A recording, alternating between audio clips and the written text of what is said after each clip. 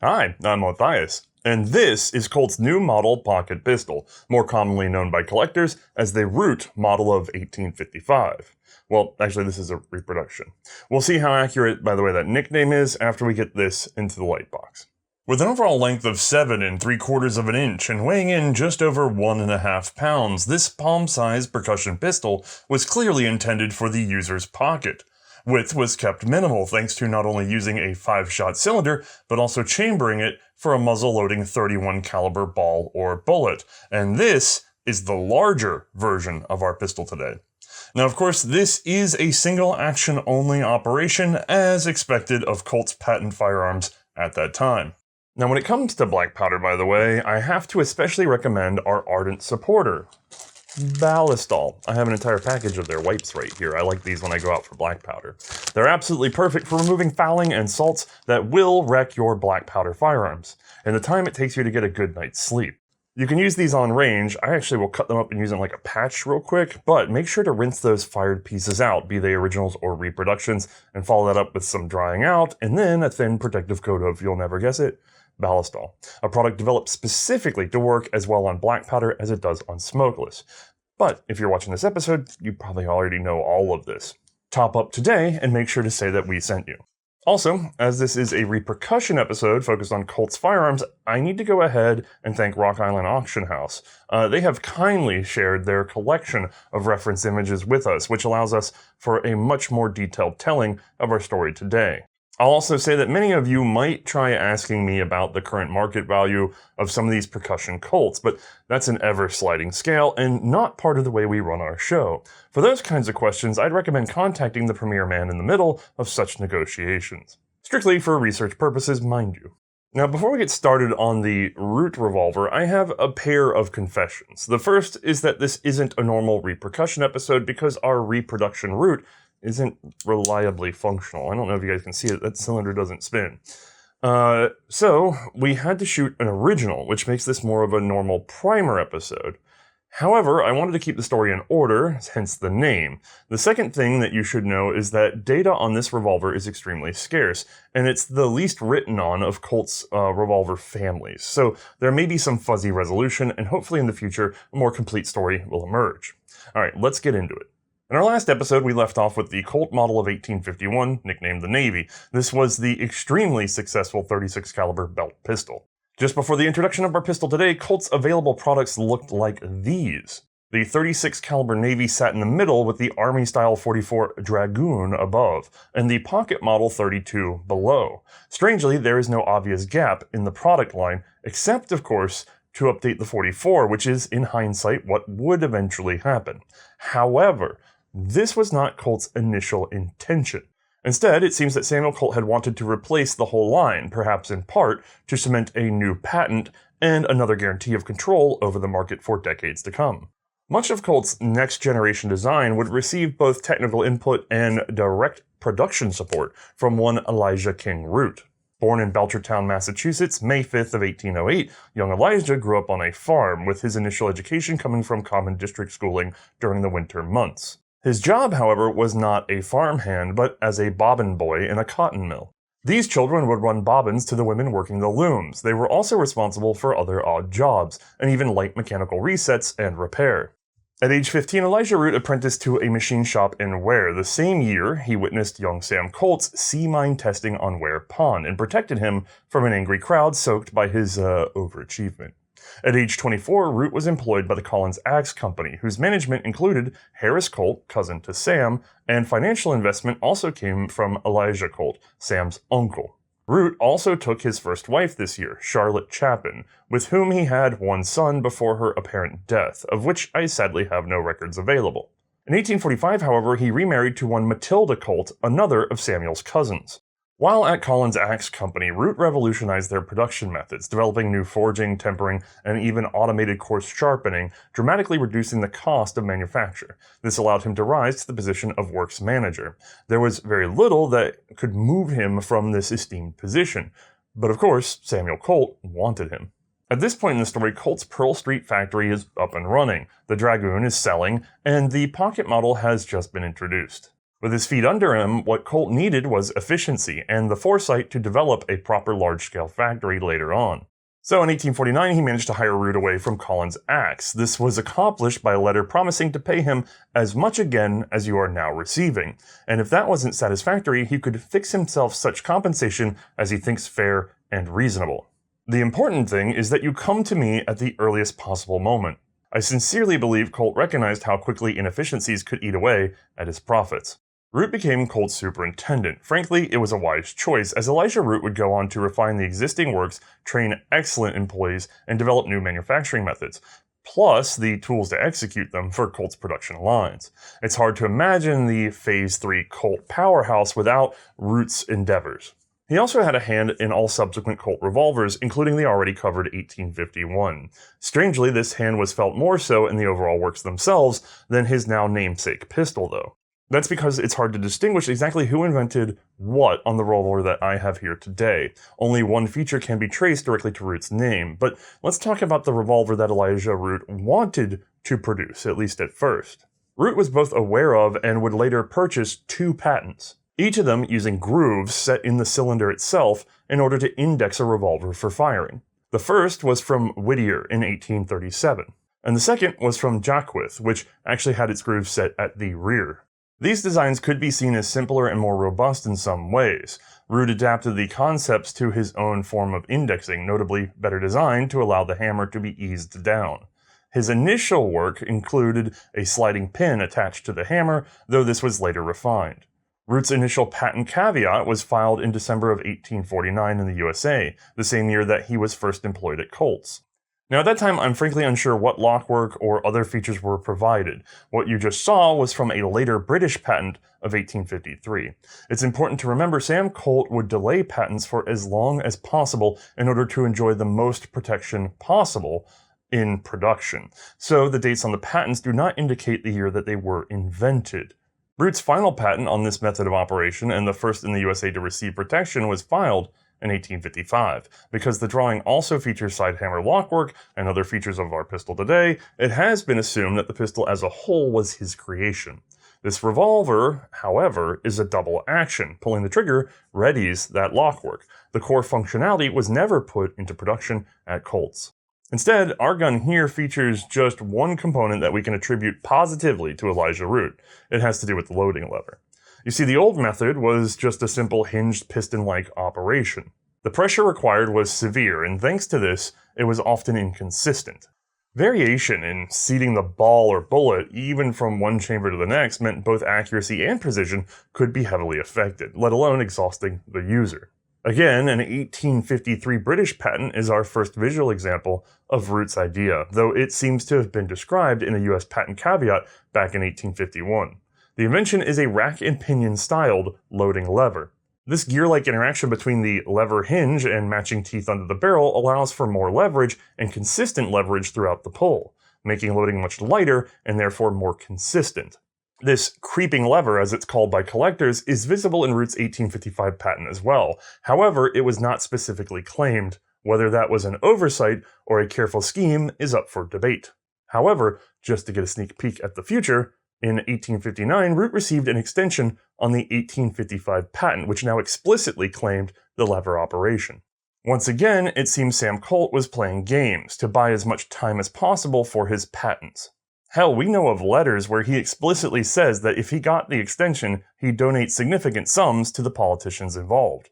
Fun fact, Colt's delay on the patent coverage in the US led to Savage including their same rack and pinion lever in their percussion revolver. Colt's lawyer notified the trade and papers that they were infringers, but I'm unsure what action followed. While Root was working on his design, Samuel Colt seems to have still been inventing, or maybe someone was for him, because once Pearl Street was up and running, he was again investigating improvements, basically by the half dozen. Through various prototypes, drawings, patent filings, and more, we find a plethora of creative solutions, each a novelty, and yet almost none of them would be produced in sequence. Why? Well, don't forget, Colt believed in mass production. Whatever he selected had to be made by the tens of thousands. But before that decision was made, what was he investigating? Well, for starters, a top strap reinforcement. The first we see in patent form is from 1850, a quick takedown method with a screw at the base of the frame. This was not, however, his first attempt at a top-strap gun. Drawings, prototypes, and communications date back until at least 1840. This just reveals that he was serious about the concept. Colt had known that having a top strap made for a stronger frame, especially if it was a solid frame design all the way around. However, this had some setbacks in terms of production. A known prototype, by the way, has been preserved, engraved Colonel Colt 1850. This frankly advanced design is still single action only. The cylinder holds 6 shots, roughly 31 caliber, making this a pocket model. It sports the improved loading lever and already has the wing-style release latch of the Navy model in subsequent designs. The hammer works overhand, as the firing cones wrap around the circumference of the cylinder. That's because indexing is carried out by a modification of the jack-width system. Note that this was only patented 3 years later in England and 7 years later in the US, again a sign of Colt long delaying patenting a good idea. In the system, a pin on the hammer drives through the grooves at the back of the cylinder, in order to rotate and hold it in battery. Alright, you got solid frames, creeping levers, zigzag pin and groove cylinder operation. What else were Colt and Root considering? Well, if we take a look at that 1850 takedown patent again, we'll see that the arbor is fixed to the rear of the frame, with the cylinder set over it such that the arbor does not penetrate all the way through. This would have greatly aided in keeping black powder fouling from gumming up the rotation of the cylinder. A further refinement of this concept is included in Colt's 1853 British patent. The arbor is specifically featured withdrawing from the rear of the frame and fitted with a retention system operated again from the rear. It's a bit hard to make out from here, but the retainer for the arbor is essentially a bushing screwed into the frame. We can see that this was meant to be adjustable, allowing for setting the cylinder's position between the barrel and the frame. All of this, of course, necessitated offsetting the hammer, which was now mounted on the side, just like prior side-locked long arms with a tumbler set inside the action. We can see that this arrangement also allowed Colt to move the ratchet teeth from the back of the cylinder onto a faceplate attached to the arbor. So, in this configuration, the arbor is keyed to the cylinder, and the whole arbor rotates with each cock of the hammer. The initial form of this lockwork seems to have been derived from his existing single-action pistols, though now the hand pushes rearward and up instead of forwards. The cylinder locking bolt is basically unchanged. Over time, this must have been refined, as an improved lockwork is also shown in the French patent. Now the hand is dragged down by the tumbler in order to rotate the cylinder. The cylinder locking bolt is hard to make out, but we'll actually see this clearly in our animation later, as it does see production. It's also worth noting that the trigger is now what we call a sheath type, though this was not specifically claimed in the patent by Colt. Unlike our gun today, this patent depicts an open-top configuration, by the way. All these experiments, however, seem to have been secondary to Samuel Colt's major endeavor. Recall, during 1852, he carefully and quietly bought up parcels of land that constituted a regularly flooded region known as the South Meadows, just below Hartford, Connecticut. His plan was to dike the property, giving himself plenty of room for a massive factory and direct access to the Connecticut River for inexpensive shipping and receiving. During the spring of 1854, that same river flooded, achieving an unprecedented rise of 29 feet. Colt had built his dike to 25, so of course the water spilled right over. The town had a laugh at his expense, but he simply raised his defenses to 33 feet. With Root's help, the world's most modern arsenal was completed in the fall of 1855. A massive gilded factory ready to embrace a future of mass manufacturing principles. You know, all the things that Ford gets credit for. Built on the American doctrine, this was of course a town in and of itself, with worker housing, a community center and library for the families, the whole works. His later entry into the willow furniture business would further add a band and other village necessities. With the factory sorted and the machinery ready, it was time to start producing his next generation of pistols. Having learned from previous releases and thanks to present martial contracts, he decided to target two extremely different ends of the market at that time. The first line was a series of rifles and carbines, this example being of a later pattern. While I'd like to cover this whole story, it's actually somewhat tangential to the handgun that we've been working on. This was much more of an attempt at martial contracts, so we'll leave it for another day, as it can fill its own episode. Now there's some debate on whether the handgun was introduced in 1855 or 1856, but because of the US patent dates, collectors settled on 1855 for a moniker. This only really matters if we consider Colt's social schedule, because in June of 1856 he married Elizabeth Hart Jarvis, affluent and of high social status.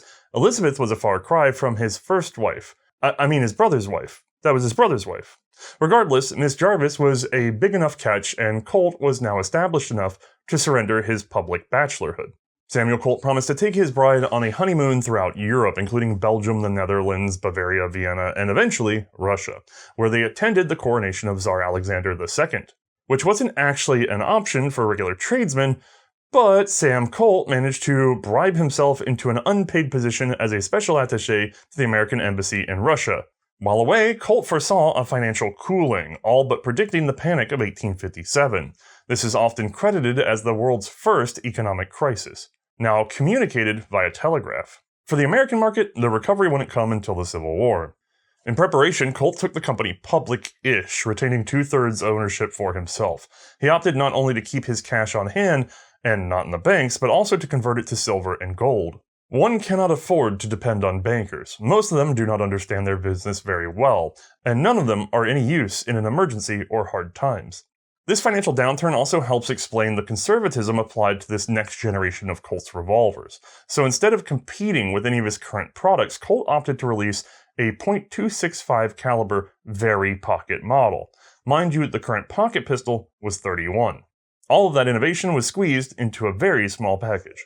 This was called, by the way, the New Model Pocket Pistol by Colt's Patent Firearms. Now, I have two examples of a Root revolver here today. One is the reproduction, and the other an actual original. Each represents a different variation from a separate period of production, but the overall theme is the same. So let's get a closer look. Now, I have one, and frankly, two Root revolvers. This guy's an original, this one's a reproduction. As you can tell, there's some difference in scale and general features, but that actually has less to do with it being a reproduction versus an original, and more to do with the fact that this is an earlier pattern and a later pattern. The Root started out with a quote-unquote 28 caliber bore, whereas these guys, the later Roots, have 31 caliber. Now, this is a little handier for collectors today because in the reproduction market, they didn't want to introduce yet another bore when you could just use the same bullets and balls as the pocket model, so this was the one that was reproduced. It's also sort of among the last versions of the Root, although this is not actually modeled after the final version of that gun. Now, the minor differences between these will be covered in a moment, so there's no need to keep both of them around other than to say, oh, look, a 28 that's a little older and a 31 that's a reproduction. The major components are the same. Sidehammer, full strap, you get the idea. We'll be able to hit it all with this guy. So let me put the original away for just a moment, and I'll bring in the nearest competitor for this, which would be Colt's previous pocket model. And then even with both of them being in 31 caliber, you can see that the scale is actually different. This guy is a good bit smaller. Now, if we look at them point by point, you'll see, yep, it's shorter, it's narrower in a lot of ways. A little hard to see, but slightly. And at the same time, we have more strength because this guy is an open top. There's nothing over the top of the cylinder. And even though we have material at the bottom, it's actually not doing anything either. This gun is actually held together, front to back at least, by this locking wedge here. The barrel and assembly, along with the loading rod, all are held to the entire back of this gun, the frame, by one locking block. There are two locator pins in here, and you can see that better in the episode on this gun, but they're not doing anything to provide what you might call yoke, the force holding the gun together. By comparison, we have a top strap all the way down and a lower strap of the frame, all one contiguous piece. This assembly through here, all the way through the frame, one big piece. As a matter of fact, down the back strap is also one piece instead of a separate piece like earlier Colts, although there is no front strap. It's just wood. This is just a hook down, and then the grip sets up in there. Heck, with a little movie magic, we can see, yep, one formed piece in our mainspring tucked back inside. And then the barrel has actually just been screwed into the frame itself, almost like you'd see with a modern revolver, although there's a little bit of support through here as well. This extension here obviously houses our pull-down loading lever. Now, if we look top down at the top strap, you can see very clearly that the earlier pattern was just square, parallel lines on back.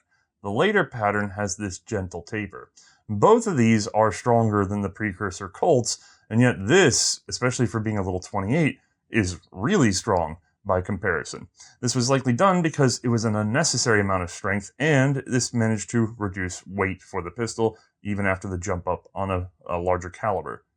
And while we're talking about weight reduction, you can see this guy has a fluted cylinder. This takes extra machine time and therefore represents a fair bit of cost, but if your steel is strong enough, this gives you the option, again, to pull weight off of the pistol, and a solid one, well, that's going to be stronger. It's the same number of chambers and everything, although in this case it is a larger caliber.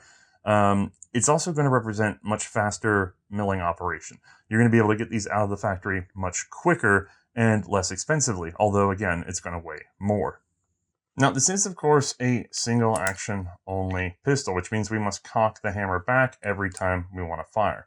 The trigger is of a sheath type, which means no trigger guard, very light and easy to pull. But the good news is this is a lot easier to carry in your pocket. It doesn't tie up on things. It's a very low profile piece.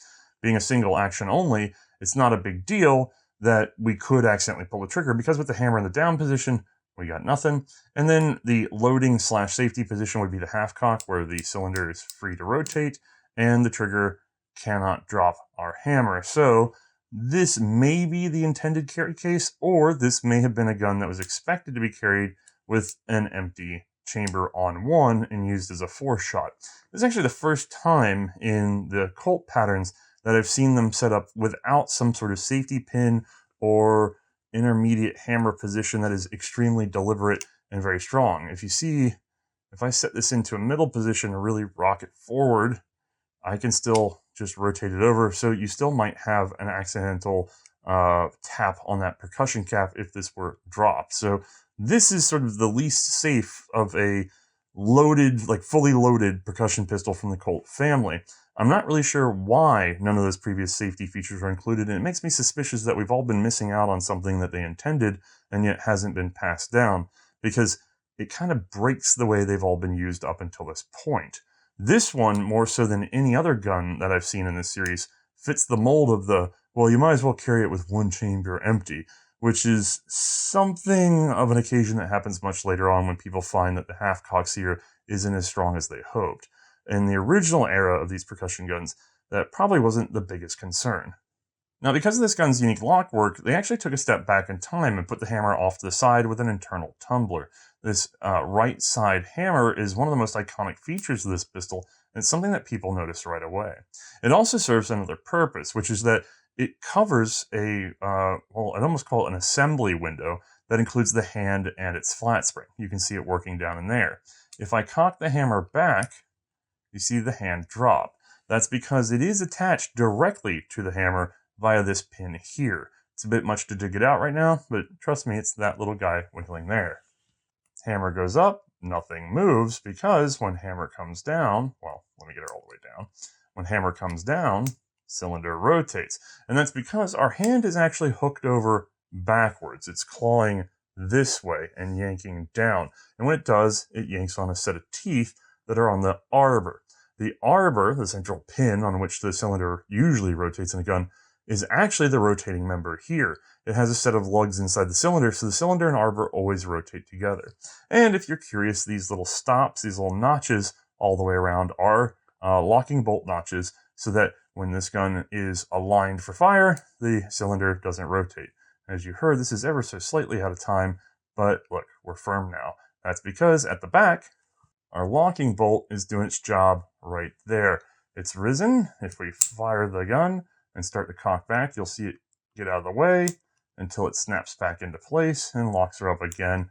And as a matter of fact, again, it's just a little bit out of time. But with me rolling over, yeah, we're perfect. Now, in order to remove the cylinder and arbor for these pieces, most of them you'll find a button and screw on this side. Very, very early examples will have a screw over on the other side, and in extremely late examples have done away with this system and instead replaced it with a screw through the cylinder that's going between the gap between two chambers and is directly connecting the arbor. That system was probably superior because this one is a blind hole. And on this original example that was loaned to us, you can see someone's already tried kind of beating on it a little bit, and that's because it's completely frozen. Once enough gack gets behind there, you can't compress it. And since it's a blind hole with no weep on the other side, there's almost no way to extract this entire system now. which means this button doesn't press anymore, and therefore I cannot, for the life of me, get this arbor out without risking the health of this original historical piece, which is why I'm happy to have this reproduction, because being a lot newer, I can press the button, pull that guy out, and then we can drop our cylinder. Looking more closely at the arbor, we can see the set of 5 ratchet teeth that our hand work against.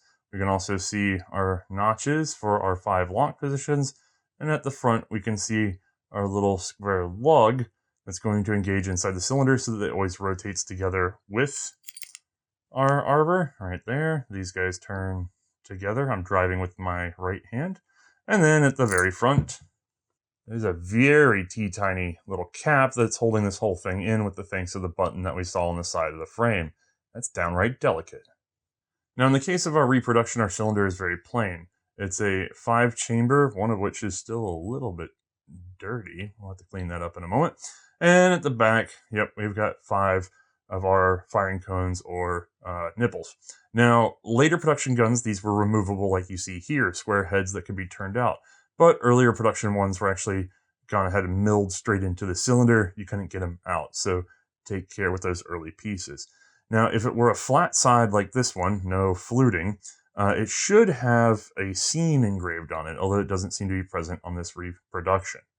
Now, one of the unusual features about this gun is that if we try to reassemble it and we guess wrong, we can actually very easily reassemble at least the reproduction that I have here incorrectly. I'm not sure if the originals were keyed better because I haven't been able to get my original part, but if I go ahead and find one of the 2 positions in which this works, and then, well, unfortunately, we'll see that this one's damaged in a moment, I can get in a position where, yeah, I'm not making contact with any of my percussion caps. So that was 180 degrees off. I'm going to have to release and rotate and then find that spot again. And then there we go. This should key up correctly. Now, if you're curious why this one doesn't run, it's because there's no hand in it currently. It was completely out of time before that anyway, because unfortunately when this reproduction was made, the hand either wasn't set right at that point or somebody messed with it later on. I've heard these had a fairly poor reputation, and I'm going to tell you, I'm fairly certain it's just the hand. Everything else on this reproduction is extremely well made, but also everything else on this reproduction is fairly straightforward. The hands in these guns, the little connecting arm that actually pulls this arbor around when the hammer is pulled back, well, they are very complex shapes. They're not cut out of flat stock. They have a sort of hook over that has to go back and over at the same time. And that careful curvature has to fit right up inside the milled out portion of the frame. And then the width has to be exactly right in order to keep it balanced and keep it from wanting to sort of pop out at the wrong moment. Say when the hammer is coming down rapidly, and when it does pop out, it then gets smashed by the hammer just like that, which you'll never guess what happened to the hand for this reproduction when I kept trying to retime it. It became a mangled mess over time because every time you fail to get the dimensions just right, it likes to kill itself and start all over again. The material available on the reproduction was also of fairly poor quality and didn't like to take a temper, so it threw a tantrum. Returning to our original example, the one thing that we know for certain makes this a Root revolver is actually right here. It's that loading lever. We sort of squeaked past it earlier saying, yeah, you just load up the front like we're so used to. And yet, this guy's really unique in a way that we can't actually make out easily on the outside of this pistol. If we look down in here, you may be able to just make out a set of teeth on the barrel and a matching set on the arm itself. It's pretty tight in there. But that series of teeth interact with each other as we roll around the corner and keep constant available leverage, prying force for the user to be able to drive the ball better. Driving the ball more evenly, creating even pressure on each ball and getting a full depth seat means that you have consistent shots between each cylinder, meaning that your precision goes up. And if you use the correct amount of powder and ball weight and use them over and over and over again as adjusted to your sights, your accuracy will also be better. Now, earlier forms of the lever were retained by a simple spring and detent that just clicks in there. And with the light 28 caliber, this was pretty much enough to keep it from falling and getting into the path of the cylinder, which would have been a good jam on a bad day. Later versions took on this little wing from the sort of Colt Navy series and later pocket pistols that had latching loading levers. In this case, it's a fairly tight spring with a blade that sits tightly into a notch hanging down below the barrel. This holds extremely tightly, and if tuned correctly, should just snap back shut. But of course, on this reproduction, it wasn't quite perfectly done. The limiting pin does not limit quite enough. Now, you may be curious about this right here, the inspection window, which is held in by a set of screws. I would remove it, but to be honest with you, it's a huge pain because it's actually supporting the other side of our hammer screw. And when you pop these guys off, this nicely flush fit little piece doesn't want to go anywhere unless you also loosen up this guy who's already under spring tension and start giving it sort of taps from the inside out, especially on original pieces. So while in theory this would have been a fairly easy way to get in there and oil the gun, in application they didn't give you a whole lot to work with unless the gun was already very clean. Now, obviously, a lot of this gun remains unseen without extreme disassembly. Thankfully, we have Bruno to help us get an easier glimpse inside. Step 1. We'll half-cock the hammer in order to free the action to rotate. Like other percussion pistols, this Colt loads from the front of the cylinder. We simply fill with powder and drop on our ball or bullet. What's new, however, is the use of the creeping loading lever, a rack and pinion system that allows for smooth, continuous, advantaged leverage. Pulling the lever drives a series of teeth into engagement with a series of notches under the barrel. These are spaced so that at every moment of travel, we get the benefit of prying against the gun. This makes for an easier pull with firmer seating of the ball. Now just set your percussion caps, and you're ready. Presently, the trigger is resting in the half-cock notch on the tumbler. The tumbler, by the way, is fixed to the hammer, such that they are basically one piece. In the half-cock position, the tumbler notch cups over the trigger's upper extension. This prevents the trigger from being pulled. This position also prevents the hammer from dropping onto a percussion cap, again serving as a safety. This is also the position in which the cylinder and arbor are free to rotate, but we'll see that better in a moment. The trigger is rather simple. Fitted with its own flat spring, which keeps it pressed outward at its base and inward at its topmost extension. So if we cock the hammer, the trigger will spring against the tumbler, falling into the full cock notch. When the user pulls the trigger's base, the top tips away from the tumbler, freeing the hammer to fall. The tumbler is fitted with a rear spur, which connects it into a long mainspring in the grip. This keeps pressure on the tumbler, and consequently the hammer, towards the percussion caps. Unlike most revolvers, this cylinder does not rotate on the arbor. Instead, the arbor features a set of lugs, which lock into the grooves inside the cylinder, so both the cylinder and arbor rotate together. The arbor is rotated by the hand, which is set on a pin extending from the hammer. Compared to most revolvers, the hand is mounted backwards and, instead of pushing, it pulls on the arbor's ratchet teeth. The hand is constantly pressed against the arbor by its own flat spring. So, as we cock the hammer, the hand drops against the arbor, pulling it into rotation. The cylinder locking bolt is perhaps the most difficult component to understand. A lug at its rear engages one of the 5 notches cut into the arbor. This locks one of the 5 chambers of the cylinder into alignment with the barrel. The bolt lug is constantly pressed towards the arbor by its own flat spring. What tips it away from the arbor is this cam path, set on the side of the tumbler. So, if we cock the hammer, the front of the bolt rises and the rear falls, freeing the arbor to rotate, until the camming surface ends, which allows the bolt to spring back into lock.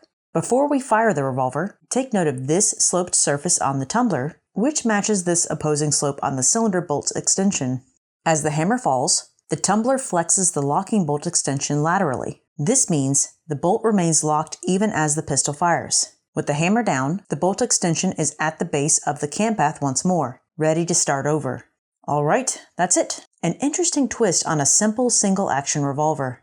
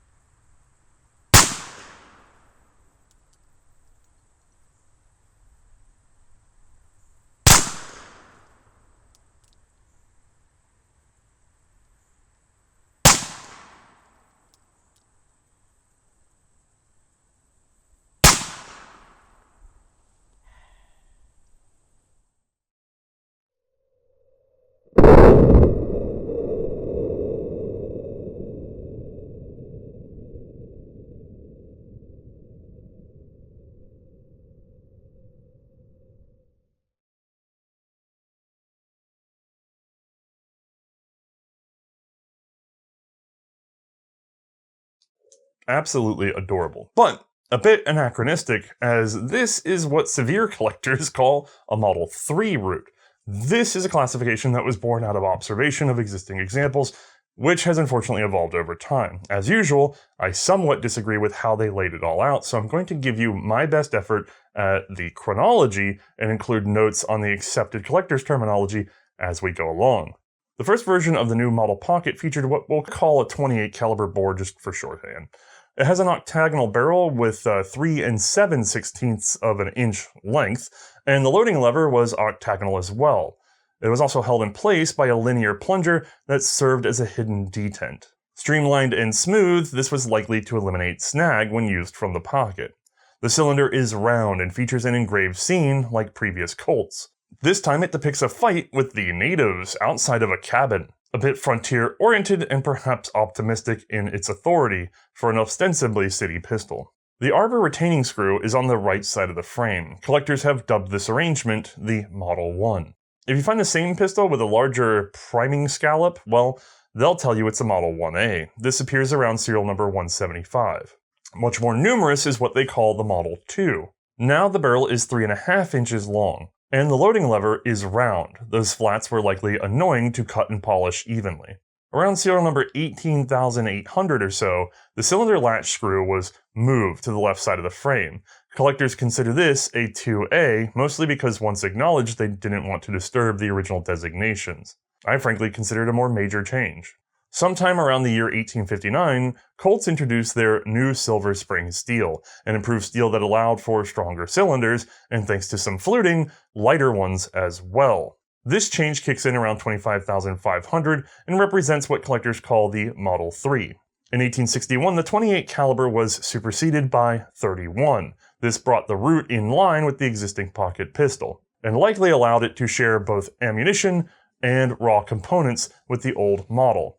The new chambering brought about a reset on the serial numbers as well. Around serial number 1350, the frame was beefed up somewhat, at least around the barrel. The straps, top and bottom, however, are somewhat narrower. The contouring is most easily seen from the top down.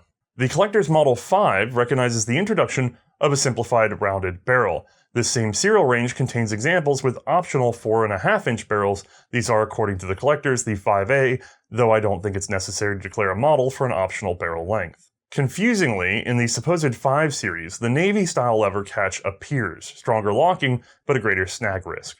Collectors do not seem to have considered this change worthy of a unique designation. Or perhaps it is too intermittent to pin down to a distinct change? It's believed that demand generated by the American Civil War is what caused the cylinder to be returned to an easier-to-produce round shape.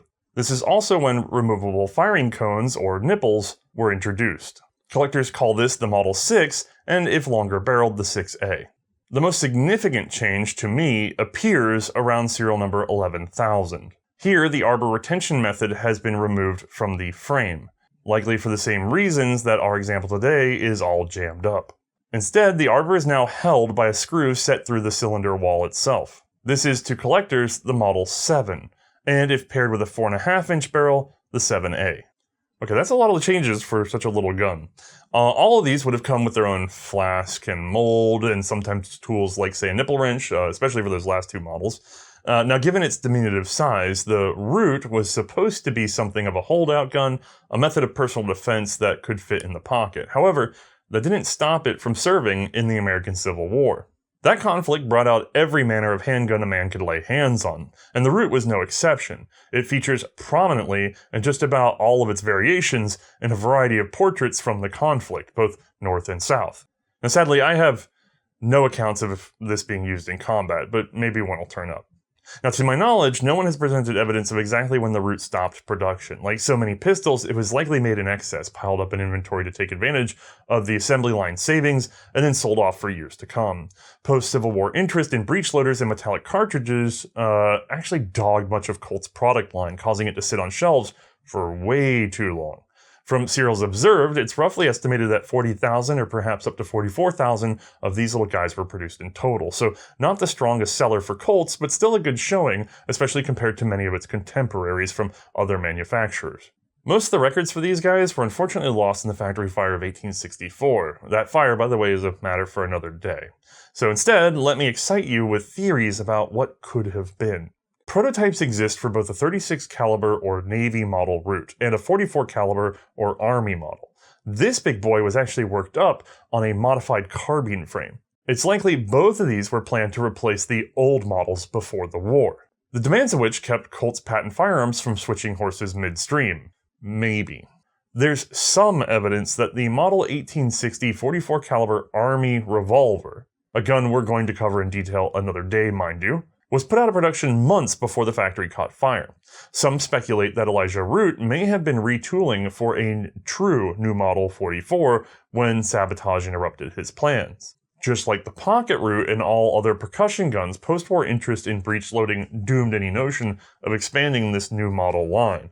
What could have been? If only technology had progressed just a little bit slower, we would have had this thing. As far as our man Elisha Root, he remained highly valued at Colt's patent firearms, even negotiating a pay raise and rights to sell his patents elsewhere, so long as they weren't used for firearms production. This was critical as he whipped up an amazing modified milling machine known as the Lincoln Miller, something that made him famous in engineering circles for decades to come all on his own. Root would actually become president of Colt's patent firearms after Samuel Colt's death in 1862. This lasted until Root's own passing in 1865. Okay, with all that covered, let's get May's opinion on the new model pocket pistol. Once more, we've made room for May. Hey. And I have two of these little guys. You do. One is slightly bigger than the other, but only one was actually shot. So let me give you the actual Colts Sorry, I New grabbed that Model wrong. Pocket. I was looking at it for a second. Yeah, you're not wrong. The original Root is slightly longer than the reproduction. It's longer, but then this is thicker. Yeah. And then actually this one's been cut for the taper that came out later, whereas that one's squared up still. Oh, yeah. So, okay. Anyway, this one, I don't know about you, this one feels better because it's chonkier. Oh, let me see. This is not how we normally start these. Oh, you're right. It does feel better because it's chonky. But you don't get to shoot that because we tried 6 times to shoot that gun. We tried 6 times to shoot the reproduction. I have repaired many revolvers. I could not repair this. I mean, I could, but it was beyond the necessity of just borrowing that. Also, just time. The time that was involved with that. It was just going to take too much time. This episode took so long to release simply because of this terrible reproduction, which actually, I don't want to say that because if anybody that was involved in this reproduction making it is out there, please send them my way. I'd love to talk to them about this because it's actually a genius reproduction. It's just that they were up against an impossible task, but we'll talk more about that in a moment. Sure. Let's get back to the beginning. What's your opinion on the ergonomics and general feel of an original Root revolver? Well, it's actually denser than I expected for the size of it. It feels like it's got a lot of weight to it. It feels as if it's almost all of its head forward my hand. Yeah, it just wants to slip right forward of it, which is fine. It's to be expected, but very pocketable, with the exception of that hammer. I feel like that's going to cause the issues of this being the pocketable pistol. The hammer spur is really big. It's very aggressive, too. But how's that work for cocking it? Oh, it actually is not bad. I can reach up pretty easily. There's no mistaking how to grab it, where to grab it with my thumb. What is weird is the double click on the hammer. I feel like it should stop at the second click, and yet I can travel so much further back. Yeah, it's a bit strange. It is. People like to describe Colts by their clicks. So you're going to have... you're going to be coming back. You're going to start engaging your cylinder stop at some point. Or the locking bolt. You're going to get past your half cock position. You're going to go to the full cock position. You're going to get your re-engagement of the locking bolt into its groove that then aligns the chamber at the bore. Mm-hmm. Now, those last two, the full cock and that alignment, should happen on top of each other as much as possible. Doesn't always, especially when they're this old. Right. And especially with this gun because it has the wonkiest hand I have ever seen in my life. Yeah, externally looks very solid. Internally seems very delicate. Yeah, can you... I don't know about you. I kind of feel it. I don't know how to explain it. Like, work the action. Doesn't it feel delicate to you? Am I crazy? It feels... Everything feels so gentle when it's happening. Maybe that's what I'm sensing, and that's what you're feeling, is that delicate, gentle... Maybe it's because I went in the gun. It does not feel robust. The clicks are so loud for how... I cannot express how soft they are, and yet they are so loud. Right. That's a bit weird to me. The whole thing feels more delicate than any Colt I have encountered. But granted, we're talking about a 28 265 bore. Tiny pocket pistol. Mm-hmm. These are, who knows what it would have been if they had made the full-size version, like the 36 and 44s that they never really did other than prototypes. But as this stands, there's something about that lockwork that I don't trust. And having gone into it, no, definitely would never trust it now. And end of this part right now. Just going and putting that out there. But let's talk about what feels robust on this gun.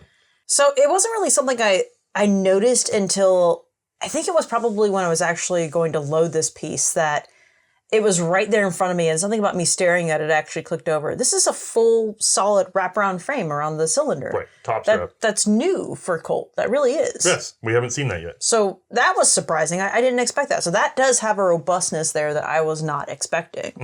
The grips themselves actually are surprisingly nice. If they were longer, that would fit better, but they're kind of single action army style, where they bell out a little bit and they fill the base really well. Yeah, they're very wide set, and then actually the strap itself is extremely wide. I mean, it's the width of the frame. It's actually very robust for what it is. Surprisingly so. Externally, again. Right. Internally. Different problems there. We'll talk about that. Yeah. Okay, so Loading I guess, lever? loading lever itself feels flimsy and weak, but then again, it's only really supposed to handle me loading up 28 balls, so I guess it doesn't need to be all that I really thought out of all the guns, because we always struggle with these levers dropping, I thought this was going to be a dropper. Yeah, no, I'm looking at this, and it looks like it's just a detent that's spring-loaded in there that then fits into, a little recess right there. It's perfect. It's great. It did awesome. No manually removed latch. No. Did it come loose? Not a single time. No. Well, to be fair, it's 28 coming out of this. Not much to it, so there's not a lot of shaking happening with it, I suppose. So maybe that's why. Did you have any trouble loading up? It's a very tiny lever. Compared to our other episodes, that should have made you struggle, especially when, think about loading up the Pocket model we did before. It's more just that I had less room to hold and grab everywhere. That was really kind of the awkward part, I would say. But otherwise, I didn't feel like it was difficult. I just actually was worried, was I flexing on it too much? Oh no, am I going to bend it? That was the one concern I had while I was handling it. So would you say that the quote-unquote creeping lever was a good addition, though? Because this is the first gun to have that toothed lever in there to really help you pack the round in there. I can honestly say I didn't really feel it. I thought maybe I would have some sort of sensational with it, that it would come through, but it doesn't really feel that way. I mean, you tell me if you're sensing it. I had to load these up quite a bit, and I did notice it weirdly because I'm so big-handed and I had to work with the little Pocket model and everything. And then oftentimes things go wrong and I have to load up for May between shots, especially on that Pocket model. On this one, actually, we managed to get a good run out of this gun. Oh, yeah. And we both rather liked its performance in that regard. But I will say, one of the interesting things is this lever bottoms out pretty quickly. Yeah. And I went with a fairly light powder load at first when I was testing this gun, and I found I had to jump it up to a level that was, frankly, a bit uncomfortable. Like I went, this lever bottoms out here, so it has to fill. So it's actually a little screamer. Like you gotta, because I didn't want to leave a cavity. So when I sat down, when I got to the point where I was actually meeting resistance, because normally, because there is actually more powder room than you think, I wasn't meeting resistance at first with my light loads. Once I finally got to the point where I was compressing ball and powder, I noticed it was very easy to sort of shrink and just crunch it in there. And that's when we got really good target performance as well, because... Yeah, that was actually surprising. Yeah, with just some light testing from me, I was lucky to hit an IPSC target at 20 feet when, I had maybe an air gap or light powder. But once the load was up there, we were just drilling holes. Yeah, it was doing fantastic. So that's exactly what that lever is for, though. It's really designed to make sure that you can get it right at the right compression amount. Don't deform the ball or bullet. Just drop it in there and have a good, accurate, precise shot. So let me give that back to you. Thank you. Now, we load it up. We cap it. Yep. Anything remarkable about that process? Not especially. I mean, other than... I'm trying to really think if there's anything remarkable about it in general. It all just felt like pretty standard, lever, loading, percussion, cap, revolver style. So you get it up there, you go to full cock, which, as you admit, felt like you had to get pretty far back to get full cock. And then go to fire. The trigger is so delicately light. It is ridiculously light. And then no trigger guard, obviously, so when you're just up there, you're ready to go. You're like looking for it and you go, oh, there it is. Yeah, no, it goes off at the lightest touch. The air. Well, to be fair, I mean, it's a single action revolver. It doesn't need to be a heavy trigger, but it was funny just how delicate it was. Yeah. And then recoil, obviously nothing with this. It's 28. I mean, it was little piffs coming out. It was adorable. At one point, I went, okay, yeah, I definitely see holes in the target. Yeah. And I was thinking, oh no, it's definitely shooting, right? I don't have any sort of... It feels like an airsoft gun. You're just like, what is going on Yeah, here? it's a bit of a joke. 28 coming out. Don't shoot each other. No. That's bad. But no, that you're not wrong. It does feel that much of a joke for coming out of this piece. This is a gun that was lethal in an era of a lack of antiseptics. Correct. I mean, it could still be lethal depending on where you hit, but obviously not that bad. Yeah, it's just going to cause a lingering death if it causes death I still don't want to get hit by it. No, I really don't want to get hit by it. I'd rather just, no. Just no. Yeah, but that's pretty much it. It's kind of simple in some regards and unremarkable in others. This is such a strange gun because the Root, in and of itself, as a performance piece, like in performance as a firearm, is underwhelming. It's just, it's cute, right? It's cute. Cute's the word. And yet the engineering that went into this, as we saw in this episode, is utterly insane. Yeah, internally, there's a lot of weird things happening. It is bizarre how externally that kind of doesn't really reflect just how wonky it is inside. Yeah, so much thought. And then it was compressed down into a little initial package and it never really saw its full fruition. And to be honest with you, it might be too complicated because the one thing that I saw, we didn't get to shoot our 31 caliber, which we wanted to. And the reason for that was because the hand, by the way, this thing is nicely built. I want to compliment the guys that did this, except for, of course, the hand, which in their defense is the worst part of this entire gun. When you cock that hammer back, you can see the hand in there. Oh, yeah. Like it just sticks out. And I tried multiple times to repair this gun. And every time I ended up worse off than I started because I noticed that it was a timing issue with the hand. It was not able to get into full battery. And I thought, okay, like any other revolver, I'll just adjust the hand because I can add material, stretch it, reshape it, whatever I need to do. Right. Because of the pull down nature of this, I can't. Because instead of pushing, I should be careful, instead of pushing up, and if I needed to push a little bit further, I can kind of squeeze this and get it to pucker up a little bit with metal. Right. I can't because this thing's pulling down. And so I would have to add metal here. So I could try to bend this down, but there's a limit. And then also, it's powered by a flat spring back here. Yep. That cracks off. Careful about crossing up like that for your mic. It cracks off at every little whisper. I made 4 flat springs for this gun trying to get it to run right. And what would end up happening is, because of that open window on the side, you would get cocked back, you'd fire around, the hand would want to jerk because the width of the hand wasn't just right in this reproduction. And since the width wasn't just right, it can't. So it can't out of position with the actual rear ratchet. Well, no. It'd do the ratchet fine. Okay. But it had enough room to get over, and then when you cock the hammer again, it would move. Or wait, hold on. No, you wouldn't cock the hammer. You'd fire the hammer. Yeah. When you drop the hammer, it goes up, right? Right.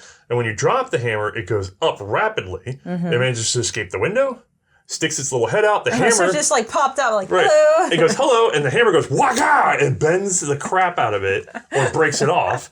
And guess who has to make another hand and spring? Hello. So I sat there trying to cut out hands and springs, and you can't just laser it because the hand isn't a flat hand. It's an offset hook of a very specific dome shape so that it doesn't juke out. There's going to be so many meme pictures of you just doing this on camera. Yeah. So the walk like an Egyptian. So it's a mess. In testing and fitting it is a mess. And I can guarantee you there's screaming when they tried doing this for the reproductions. Now, in theory, if I could get somebody to make me a hand of good hard steel that was the right thickness. Yeah, the right thickness was really critical. And frankly, you could make it, I'll give you the dimensions and you can make me a box head on it and I will hand file the rest of this. Could we not just close that window temporarily? See, that's the other problem is I didn't know if I could get like a piece of tape in there, but guess what? The hammer comes swinging by and rips it off, you know? Yeah. And even then, that's not enough to keep it closed. You have to weld it up, but then you can't disassemble the gun. Ever again. What if it just works forever?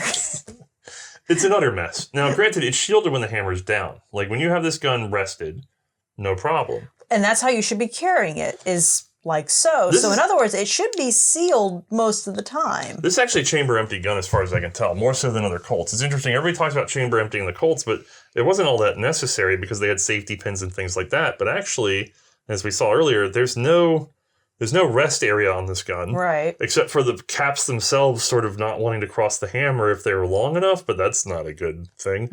Or you'd have to carry it around in the half cock, which again can be overcome if you have an impact. So, I mean, in theory, I think you were supposed to either carry it full with the half cock, or this might actually be the gun I would choose to carry hand-me-down. The window's not accessible even in the half cock position, right? Let me check. It is partially visible. Okay, good. Yeah, just let that in there. Sweet. That is fine. So yeah. Any bit of lint can get in there. There are some minor issues on this gun that I am frankly surprised Colt's allowed to get through. But all that is to say, I consider it to be fairly unreliable in construction. Yeah, I think there's just too much there that just wants to work itself out of time. Out of spec. Now, granted, this gun is 160 or 70 years old now. This is fair. It's going to last longer than I will. I will say, though, that the locking bolt also suffers friction problems, like it decays, because on that gun, the locking bolt does ever so slightly disengage and then immediately snaps over and wants to re-engage. It's just enough for the gun to run. However, it is improperly timed. And it drove our animator crazy because he was trying to observe how the locking bolt worked off of that gun. And then we had to actually, because he had this one apart for some other stuff that he was doing. Yep. And I had to take this one and put it back together and kind of point out, no, it's staying back for quite a long time when it's on a properly set up gun at the moment. So he loves the Root. Bruno loves the Root. Everyone tell Bruno how much they understand. You understand that he loves it. This is actually a common locking bolt problem with these early Colts is that because they're sort of friction operated, they wear out. So do be aware of that as a potential issue. So thank you, Bruno, for taking apart the Root a few times to get this right. We never did get the cylinder out, though. No? No, you can see where someone tried before us, too. I mean, we're being real ginger, and we're trying to, soak it with oil and everything. But it's a blind hole that's crudded up. Right. There's no way to drive that material out there. I mean, there's nothing we can do. I actually put this gun in a sonic cleaner with oil over and over and over again, just with it upside down. You know who's going to love hearing this? Brandon. Yeah, Brandon. Brandon's going to love hearing how much you tried to get this Special out. thanks goes to Brandon for loaning us this piece. Thank you, Brandon, for loaning us the original for us to actually be able to film this episode. If we had not, this may have been the first Reprocussion we had. To be fair, I'd rather... that we didn't shoot anything. I'd rather hear that than I was banging the crap and put 3 more chips in it. But I mean, how much Ballistol went into the attempts at taking this gun apart? Someone already tried in this gun's history. You can see the screws are a little buggered, and then that thing's been on the side banged on. But who knows? It could have been 100 years ago, for all you know. Anyway, it could have been Brandon. That was changed, as a matter of fact. That release, he got rid of that because that was happening. Right. So, anyway. Overall impressions of this compared to other pocket percussion revolvers, like the only one you've shot? I mean, at the very least, we have the encapsulated cylinder on both sides. Like that top strap is actually kind of nice. It adds some rigidity back to the piece. I can appreciate that. The whole part where, it's got the gaping window where anything can come inside, and then also it's 28, which is not really the Sidehammer and the lockwork drove me crazy. Yeah, no, I can imagine. I mean, you can get it in 31. The later models were in 31. Which is better. I mean, I think 36 was the previous Colt Pocket that we shot, 30, correct? No, it was a 31 was the Pocket. Oh, 31? Okay. Yeah. I'm trying to... My brain. This 31 new model, or the 31 old model, which one do you feel more comfortable with? The old model. Yes. Just because internally it's at least stronger. I hate it. I should like this one a lot better. There's so much more engineering in it. The loading's better and more consistent. I do like the loading lever on that. The frame is a lot stronger. Good. Although that reproduction, it appears to have actual flanges at the top of the loading lever there. What are you talking about? It's got little tiny Oh, yeah, it's got an 1851 Navy style. These were added later. Okay. Yeah, you weren't here for that filming part, but this was a known later feature. Out of it. I actually weirdly like the ball detent. I think that's superior. I like that a lot. This kind of cuts on my fingers a little bit. I kind of like that. Yeah. Straightforward. I guess they must have been dropping, but not that we saw. Technologically, I should prefer this. But the problem is the technology makes it a lot stronger. Doesn't matter. It's a 31. And it makes it a lot more accurate because of both the loading and the rigidity and the lack of any sort of fitment issues between cylinder and barrel. Doesn't matter. It's a 30. It's a short-range, lightly pressurized holdout gun. Right. So what you really want is for it to never malfunction. And you want it to be easy to clean. Yeah. It's not easy to clean. No, it's definitely not easy to clean. It's fairly difficult in terms of malfunction. Oh, yeah. Anyway, All right, I think that's got us resolved. I think so. I think that's everything. So again, special thanks to Brandon. We appreciate you supporting us on this episode with the lending of the real piece. Yes, and because of all the photos we went through, I really want to make sure we thank Rock Island Auction because these Colt episodes, those guys have turned a lot of Colts. They are really associated with Colts, and so they have all the photos. I highly recommend browsing those photos if you ever want to see more of the incremental differences between these, or you can play the game of what I tend to do when I'm trying to figure something like this out is you can do like a Boolean search on the site. You put in, Colt 1855 and then space site, Rock Island Auction, put in their actual address. And then you can actually look through a dozen of these things or more. Right. And then for me, it was really good because I can pop up a bunch of these images and play the game of, can I identify this just on the features alone? Then I can scroll down, and this is what I really like about those guys is they put the serial numbers in. So that's really useful as a researcher too. So if you want to be able to sort of quickly check something, especially a large collection of Colts with good photos, there's an option for you. It's really helped us a lot in the past in terms of trying to find also specific models and stuff like that too. Yeah. So, all right, I think that's got us covered though. I think that's everything, yeah. Do we have any executive producers for this episode? No. Okay. All right, y'all have a good one. Night, everybody.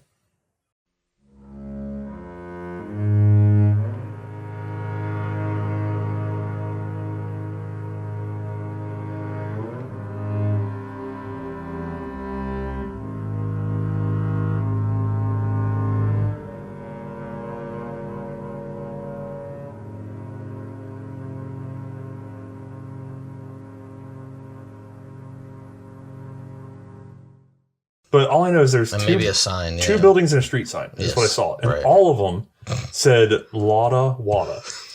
And it was like LOTTAWATAH. Right, spelled like it would be like an Indian name. Like a light Indian name. And I went, Lotta Wada. And we're like, and I went, no. At first I was like, that's got to be a coincidence. Just like, poor, like, unfortunate, it's one of those words, one of those words and that translates funnily to another language. And she says, oh no, my recently deceased husband was either a surveyor or in charge of like municipal planning or something back in the 60s, I think she said.